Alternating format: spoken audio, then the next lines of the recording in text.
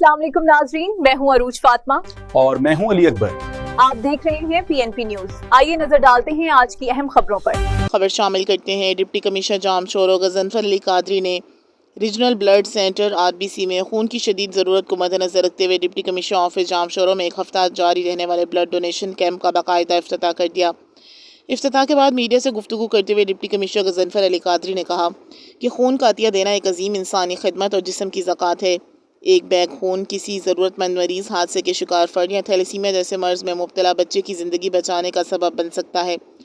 उन्होंने कहा कि ज़िला इंतज़ामिया के अफसरान, एहलकार और मुख्तलिफ शोबाहाए ज़िंदगी से ताल्लुक़ रखने वाले रज़ाकार इस एक हफ़्ता जारी रहने वाली मुहिम में बढ़ चढ़ कर हिस्सा लेंगे ताकि रीजनल ब्लड सेंटर में खून की कमी को पूरा किया जा सके। उन्होंने कहा कि मुझे यकीन है कि ज़िला जामशोरो के शहरी हमेशा की तरह इंसानियत की खिदमत के जज्बे का मुज़ाहरा करते हुए बड़ी तादाद में खून का अतिया देंगे, जिससे रीजनल ब्लड सेंटर अपने मुकर्ररा हदफ के हसूल में कामयाब होगा और ज़रूरतमंद मरीज़ों को बर वक्त खून की फराहमी यकीनी बनाई जा सकेगी। इस मौके पर असिस्टेंट कमिश्नर कोटरी अयाज हुसैन मशहूरी, एहलकारों और दीगर ने भी खून का अतिया देकर मुहिम में अमली हिस्सा लिया।